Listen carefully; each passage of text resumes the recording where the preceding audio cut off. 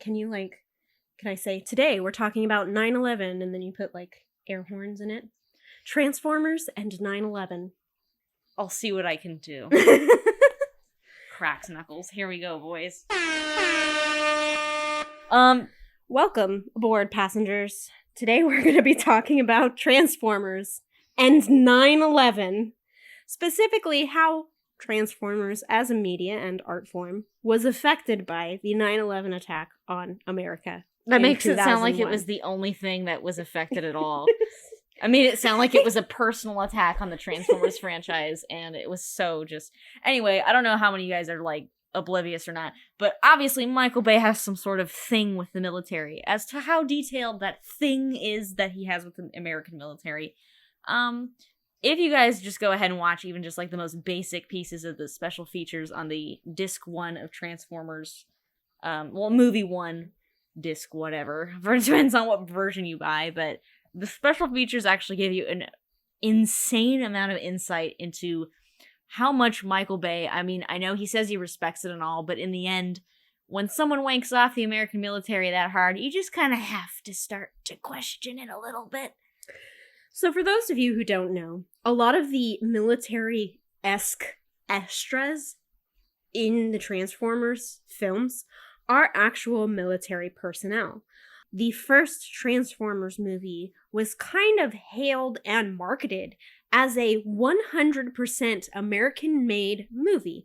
All of the locations were in America. All of the cars were made quote-unquote in American-made. Now, of course, as consumers, I hope we know that GMC does not make their cars in America. But It was an American brand that we needed to get behind, and GMC actually needed to repair its relationship with the American public as they accepted a rather massive bailout from the government post 9/11. So, it's also the first movie of which was released on July 4th, 2007. And yeah, that was 6 years after 9/11, but... How long does it take to make a movie? Well, in this case, it was obvious that Michael Bay was trying to imbue the movie with a lot of American patriotism coded things. Including our American porn problematic things. Like, we'll go into that. So if you're wondering what I mean by, like, the less literal stuff, I mean, Transformers itself, that movie could have easily survived as a storyline without the intervention of the military being, like, its own entity the entire film.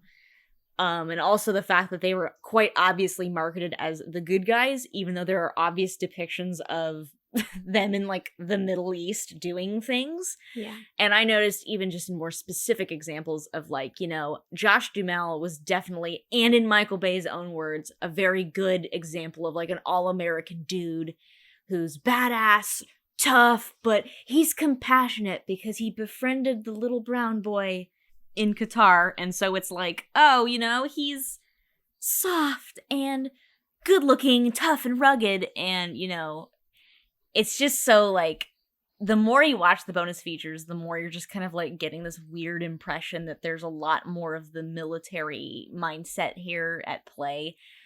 I mean, there's nothing wrong with the fact that, like, you know, the character of Lennox and his team, you know, those actors, they were put into, like, I don't think it was basic training, it was more advanced than that, but, like, they were, like, taught how to use the guns, they were, you know, everything was just super, like, militaristic. And so it was very driven by, like, we want to get the real deal out of you guys. And I think Michael Bay even said that this was the first major partnership between, like, movies in Hollywood reaching out to the military and being like, we want to make, you know, not just this movie happen and make it look real, but almost kind of like, we want to make you look good. Yeah. And that's kind of like a, okay. And also, I want to just bring up for the fact that Tyrese Gibson actually had to, I don't even know if this was really a joke or not, but had to pay Michael Bay to be in Transformers. I don't know about the second movie, but in the first movie, according to him, that was the case. And he says it in kind of a serious-ish manner from what I recall. Maybe we should have recorded this a little bit closer to having actually watched them. But, like, I definitely remember the vibe I was getting, and Michael Bay was like, yeah, he had to pay me to be in it. And I was like, yeah, sure. And it's like, you're going to go out and make hundreds of millions and then over $1 billion. And the other characters in the battalion, the guy who is, No, I thought he was Cajun. It's not really clear on... Anyway, the fact that there's so much about, like, oh, he spoke Spanish and on he the eats Osprey. Crickets and gator tail, which, by the way, are delicious. Yeah, and, like, all the dudes just kind of, like, shit on him. Yeah. And it's like, you're gonna really open up this movie with them shitting on a guy who speaks Spanish? Like, that is such a strange... The thing about Michael Bay and his dialogue is that he really likes to just hammer home a lot of this really punchy, edgy, joke-driven sarcasm back and forth. He loves his dialogue like that. And that's a lot of the reason why I sometimes have trouble rewatching some of the movies, is that there's a little too much punchy dialogue and not enough saying of anything. Mm-hmm.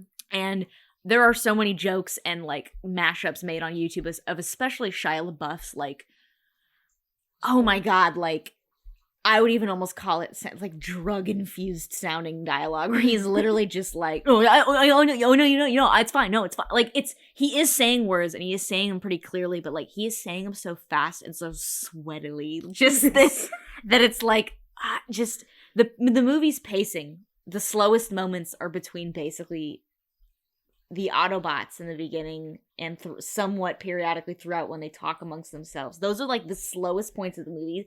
And those are the parts of the movie I like the best, is, you know, the one-on-one slowness of, like, who are you? What is this? What's the setup?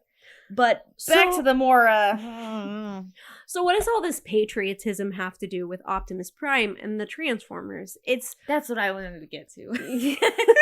That's what the whole... that's what this entire podcast is about. Anyways. So let's go back to, you know, kind of the cars. It's very strange that you have all of these sort of G.I. Joes. You know, you have the good guys, which is the United States military. And in the movie. In the movie. Just want to make that clear. Don't cancel us. So in the movie, you have the United States military that is the good guys. And then you have the Autobots, which are American-made cars. I think Ratchet is even like an H3 or an H2 He was invented for that movie. Yeah. He was part of a Hummer and something else. Mm-hmm. No, they built a cage around the Hummer. Oh, they just added body to it. Yeah. It looks pretty dope, not gonna lie. It does look dope. It's like a little beefcake. Little beefcake ambulance. Anyways. Like, are you here to kill? No, I'm here to help and save. Oh, well, you're not gonna be main character. Fuck you. Moving on. Back to Optimus Prime titties. Anyway. Jesus. Anyways, so the American military is good. Optimus Prime and his gang are good. In the movie. Shut up. So who are the bad guys? What you find is a lot the Decepticons, when even the people who created the movie, they even refer to it as this. The Autobots are alien. The Decepticons are foreign. Let that sink in for a hot minute, which reminds me of the other things that really stuck out to me when you told me years ago. You were like, this movie has a lot of weird, like, post 9/11 sentiment of, like, trying to boost American everything. And I was like, what? I mean, I was younger. I was like, that's crazy. It's just a big barf fest of metal and color and noise. And we watched the bonus features after watching the movie, and then I was like, oh, like, okay, that's where you got all that from. Yeah. And for example, the thing you pointed out to me was the fact that, I mean, I don't think they go over this in the bonus features, but the Decepticons speak a foreign language, which, I mean, any, like, Transformers fan would be like, oh, they're just speaking, you know, their mother's tongue, Cybertronian or whatever. But it's only them.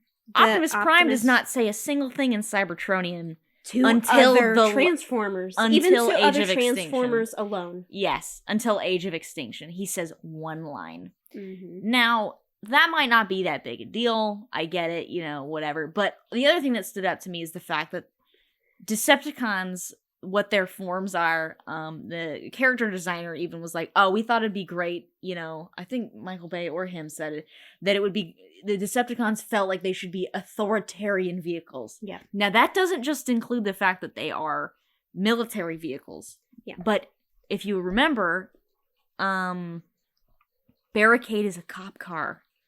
So, and if you, again, as Transformers fan knows that Prowl is on the Autobot side, and he is pretty much the most predominant police vehicle. I think Jazz even kind of, I don't know, IDW did something, and Orion Pax became a cop too. It's a big old mess. I don't really know about that. I don't want to know about that at the moment. But it's kind of strange because a lot of people saw Barricade and were like, who's that? And then, of course, you see the Punish and Enslave emblem, and then you're like, oh. And so, it's just interesting to note that, like, they thought that the enemies should somehow also represent the American military in that sense, visually, with their vehicles. I thought that was a little strange. No, because even then, it's foreign police. American police are helping evacuate the citizens. But he didn't take the form of a non-American cop car. That's true. He was and even Ford across Mustang. the nation, there are different. He could have been a freaking Dodge Charger. He could have been a Crown Vic. Yeah. He could have been anything, and he was that.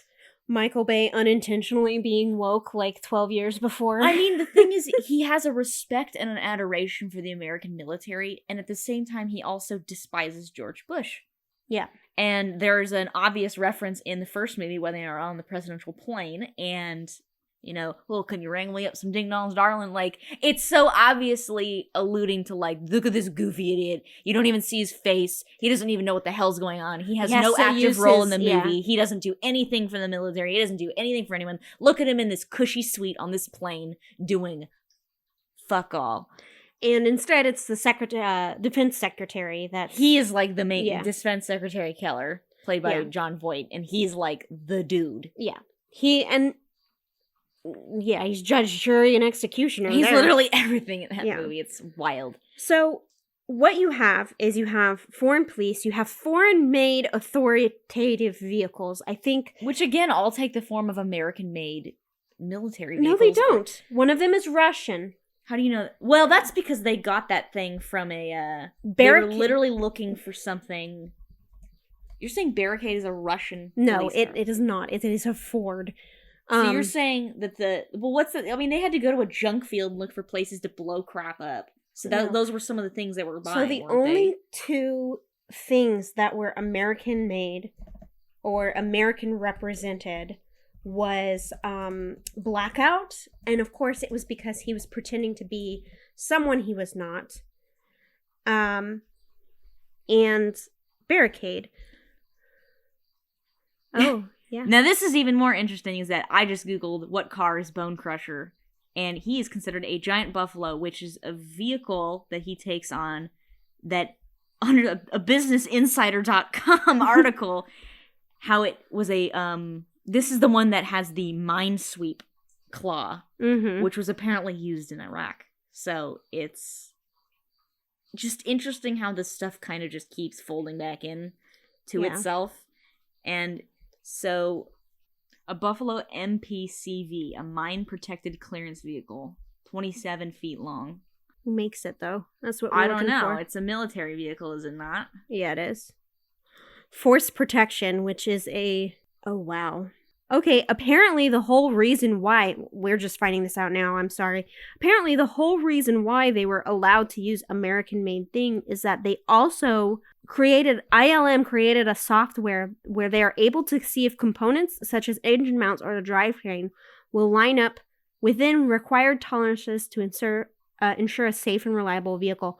So they made simulations in exchange for, like, mine removal vehicles and things like that. So you have this partnership between ILM, between the movie people, that's basically one giant commercial for cars, toys, and the American military.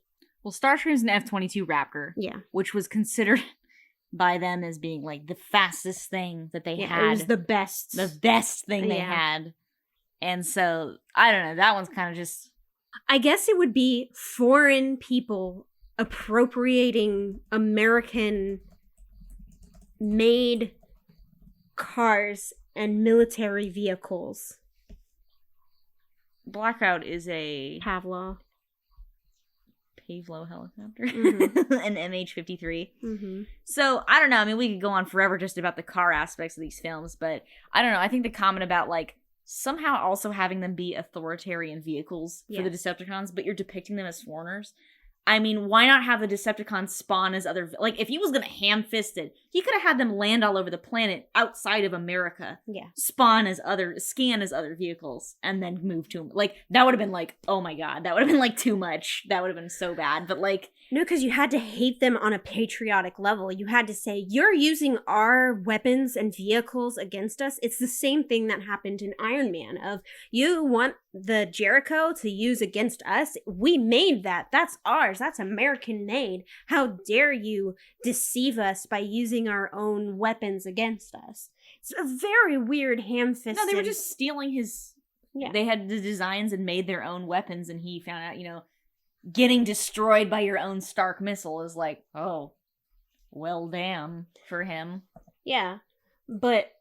I mean, the thing is, like, if it didn't come back and get him, would he have ever changed? So it's, I don't know. But is that the Decepticon foil? Is that, hey, that's the Stark missile in the Decepticon world? Is you have these pinnacles of American military forces. I don't even think it's that deep. I don't think Michael Bay thought that far. I really don't think he does. He's definitely a man that's like, that's cool, put it in. Like, and it's just funny, I don't know, on a side note, just watching the people in the bonus features just oh my god, just so far up his ass about stuff, and I'm like, he's great. And then, like, none of that happens in the rest of the bonus features, because it's like, oh, did you guys realize that this movie was not going to carry the rest of you forever, because he's just going to move on to whatever in the end. He's not, I don't know, just whatever. All right. So what does this all have to do with, you know, the title of our video, which is, it's un-American or unpatriotic to not fall in love with Optimus Prime?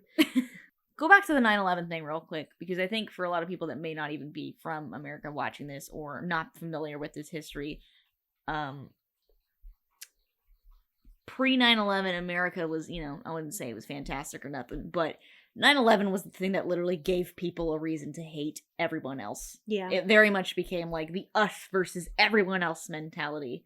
And I don't think Michael Bay really understood that, like, you know, depicting them in the Middle East, depicting your soldiers in the Middle East predominantly, having Scorponok battle them out there. And it's like, okay, I get it. You're trying to put them in a place where people would have been in 2007, I guess. But it's like, I don't know, man, just because it was happening doesn't mean you should have depicted it, I guess. Because in the end, you're saying more and more and more the longer the movie draws out by putting these characters back in that foil again, and back in here, back in here, back in here. And again, they go to, you know, somewhere else in the second movie. And, you know, of course, Michael Bay likes to poke a lot of fun, not only at black people, but, you know, everybody else. And it's just, it's a big drain, and it's disappointing. And that's not even just addressing the whole Skids mud flap, just, oh my god. Yeah, it was just as present in the first movie. It's just his audience was, unfortunately, because of the hype of the first movie, they wanted to see the second one. No, because of the atmosphere surrounding 9/11, where it was okay to not, like, I wouldn't say it's okay. I'm not going to say that.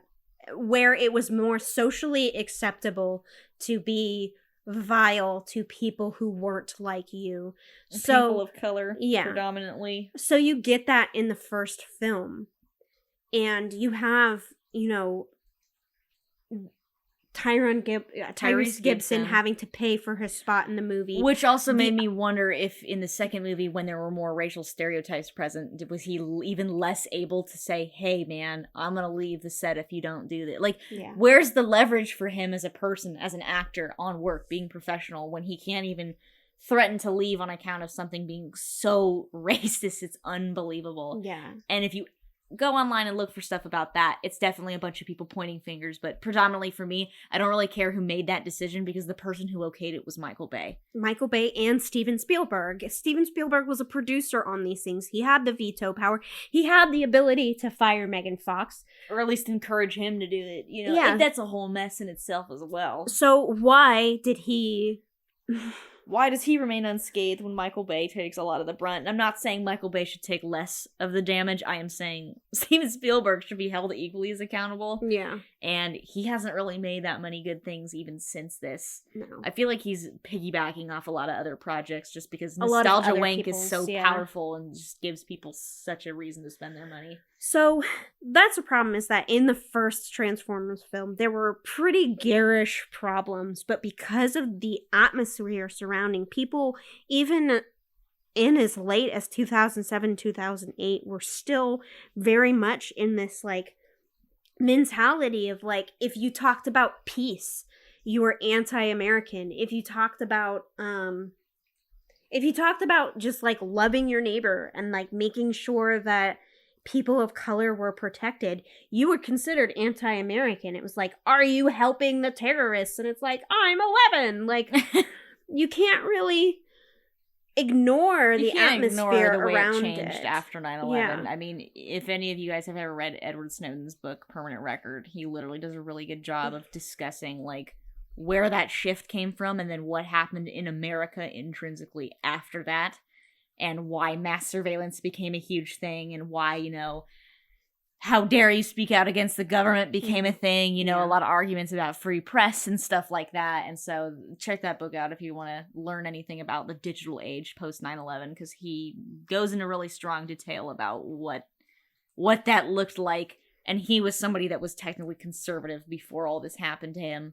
And he's basically, you know, the more I worked with the government, the more I wanted to resist it because it was not serving its people. And the thing is in Transformers, it's not even a pro-government movie. It is a pro-war movie. It is a pro-military, pro-war movie, which is weird because up until that point, Transformers had been about the horror of war. The horror! You know, in the 80s, they didn't want the war to be happening, but they would actively protect themselves against Megatron. And of course, the Optimus humans. Prime was always like, we need to talk. Yeah. Let's talk this out, brother. And then, of course, you get the Michael Bay Optimus Prime, who's super notable for being, like, very vengeful and wrathful and, like, extreme. He is, like, Optimus on roids. And I'm actually kind of shocked about... Not shocked, but I would kill to know what Peter Cullen really thought of that depiction. Yeah. I mean, no fault to him for thinking it would be an interesting badass version of a character he'd been doing for 20 years. Yeah. 25, 20, yeah. And it's just, I don't know, I wonder, you know, just, it's the only version of Optimus Prime that is that chaotic, I think. He is like his own... He is more like a Nemesis Prime than in any other iteration to date, I feel like. And it's just like... Whoever gave Michael Bay the Nemesis Prime idea also... Die. I wish you all a very die. Jesus. Okay. Whoever gave Michael Bay any of those ideas should just... I bet you wish you could have taken that back now that you knew he was perusing your forums for cheap ideas he didn't have to come up with. So Optimus Prime now becomes this pro-war character, this sleek, sexy, by the way, sexy is not my own words. Everyone else that designed him. That's everyone their words. who designed him were like, how do we make a truck sexy? And Michael Bay himself even added the flames, and he's like, oh yeah, it draws the attention back to his chest and his rib cage area. And I was like, God. what? You're God. straight? Yeah. See, it's just funny how it's, you know, it's all no homo until the car looks nice, and then it's like, oh, no homo, I would drive this car.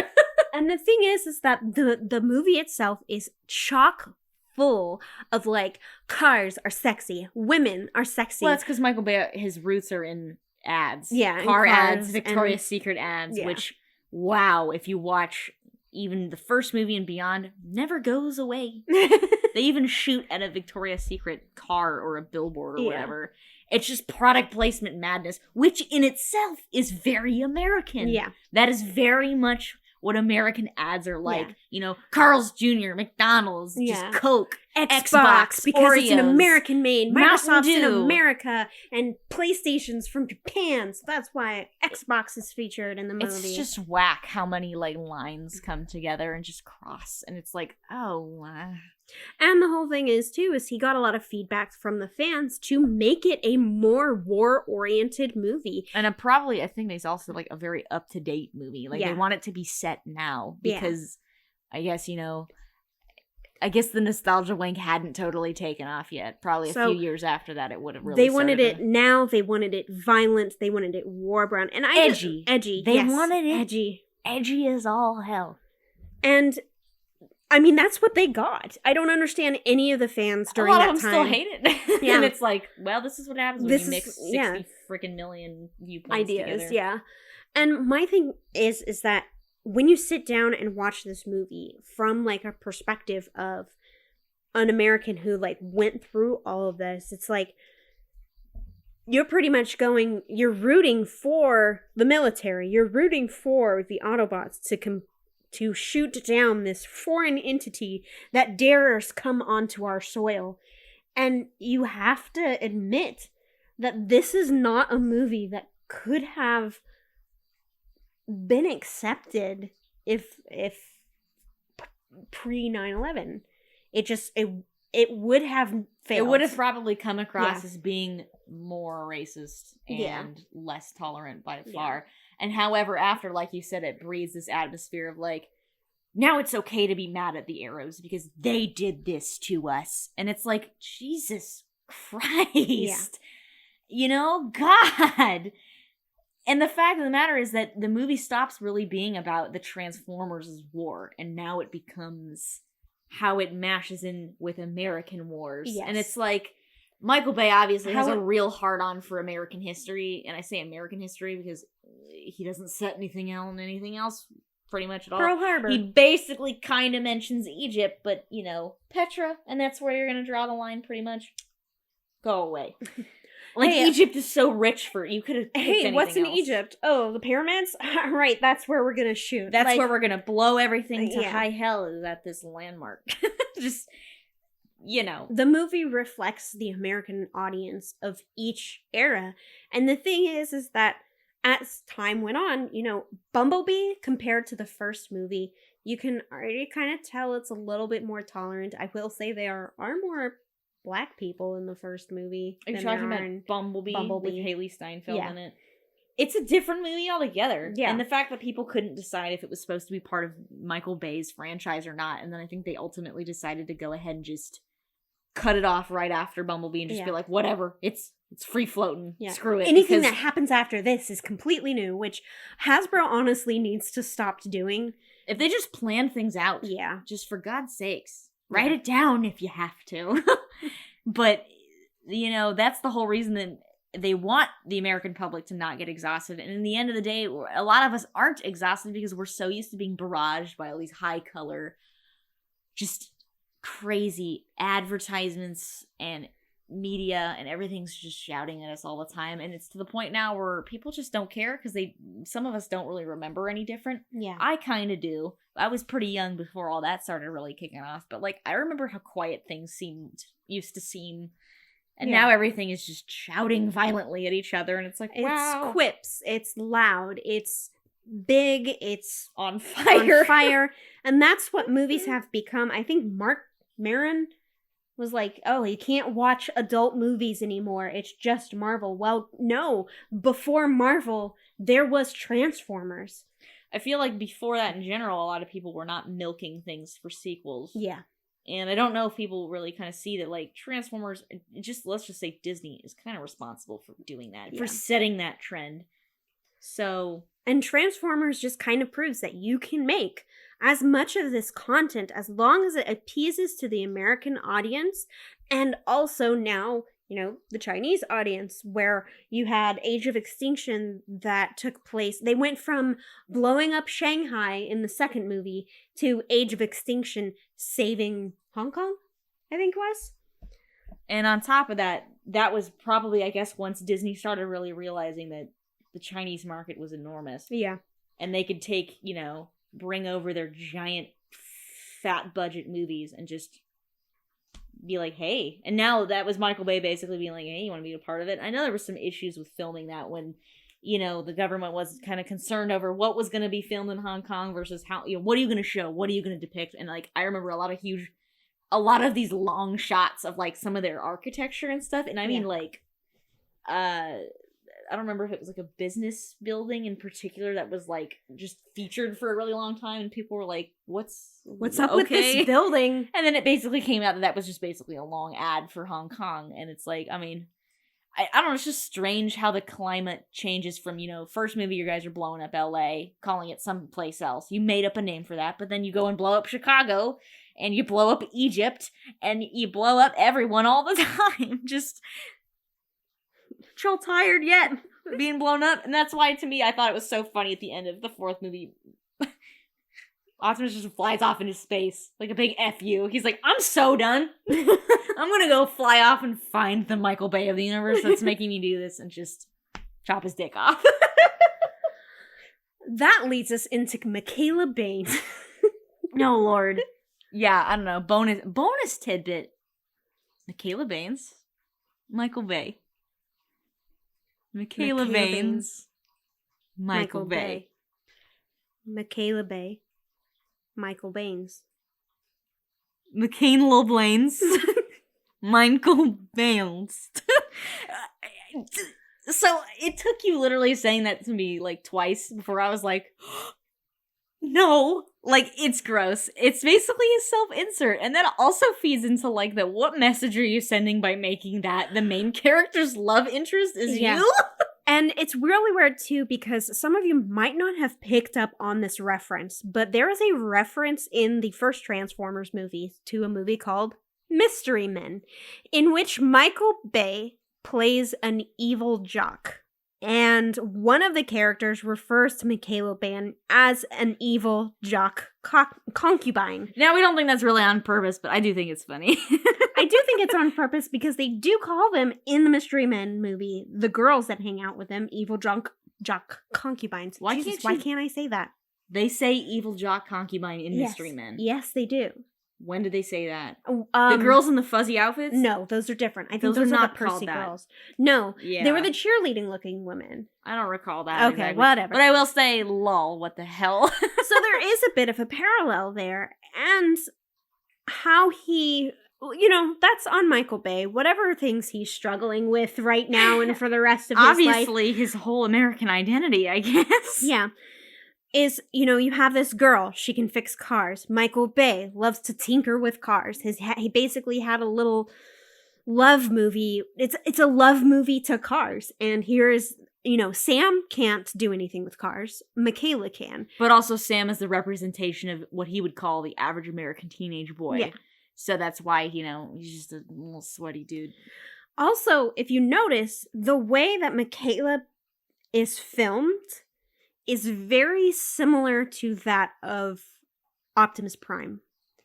A lot of toe-up shots. Yeah, and lot vice of versa. Full pans. A lot of full body pans going on from top, bottom up, whatever it is. Optimus even shows you the vulnerable part of his neck and clavicle while he's transforming. And it's just obviously very sensual. And it's like, this is strange.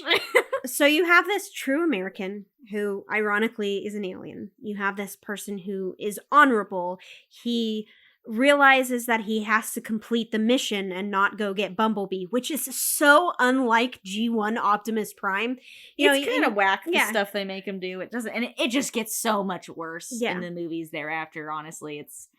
we all know how it goes. Yeah, so he's willing to sacrifice Bumblebee for the mission because he knows that he has to revive his planet and do all this other stuff. So he's a true American man with conflict inside, and he's a good leader. He's a good-looking leader. He knows what to say all the time. We're he knows not how to handle everyone. These are our opinions. This is how he is supposedly portrayed in the movie. This is what Michael Bay wants you to think about Optimus Prime, and he is in red, white, and blue. We're not going to include the white, but he is red and blue. Red, blue, and silver. Yeah. And covered in the flames of American justice. When you see him, when you actually see him interacting with the world around him, he's in these huge panoramics and defending human beings, to contrast with Megatron, who flick one away. I love that scene though. He's like, disgusting. It's just so funny. And that's, I think, what people wanted. was Yeah. literally like these weird in-between things where they almost got it right, but that's not the driving mood of the Yeah. movie. And it's like, man, you guys could have put all this effort and money into something that was a lot better thought out, and instead you kind of just did whatever. Yeah. You did what you thought felt good at the moment, but it's like, I don't know, if I was working on that set, I would have been like, this is a little... Oh, also the fact that Michaela was cast... Wow, listen to me. Michael Fox. Megan Fox was literally scouted as being the quote-unquote hottest 18-year-old they could find, and that was by 2 female casting agents. Yeah. Or casting directors, I guess. And that's disgusting. I mean, yeah, she was a little older than that, I think. Maybe 19... 20. She's like a year younger than Shia, I think. Or a year Yeah. older. I don't remember what order it went in. And, like, I don't know. Wouldn't you cringe hearing that? Like, you want to find the hottest barely legal you know? Yeah. That's really gross. That's gross. You could have picked anybody else. And of course, she's older than what it is. And so you have these 2 characters in this film. You have Optimus Prime, who is the sexiest of the Autobots. And- Sexiest of all Cybertron. Yeah. And he represents everything Right that about America, question mark? you know, he doesn't have this he's like a down-home country boy because he's a trucker, and, you know, that's an American thing. You know, you stay in America when you're driving truck. You know, you have this, and they even designed him, they were like, you know, we wanted to present a vehicle that you would see driving down the road. Which, I don't know about you, but I don't see many of those Peterbilts. Not anymore, but you saw a lot of them. Well, I saw a lot of them growing up. Yeah. But I was on a major shipping route. So, you know, you do have this, like, all-American is given to Josh Duhamel and his William Lennox character. All-American is given to Peter Cullen and Optimus Prime. He's considered like an American man. And you are supposed to love him. You are supposed to cherish him. You are supposed to feel patriotic when you look at him. Most importantly, you want him to win. Yes. And behind him, he has the American military and all of this other stuff. And again, it's just not, you know, if you look at Optimus Prime and you think he's sexy, that means you think America is sexy.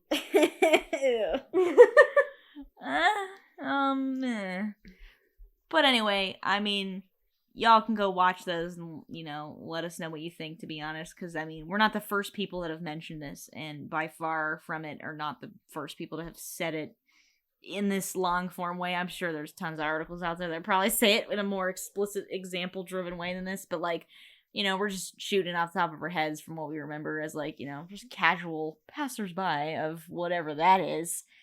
And, yeah.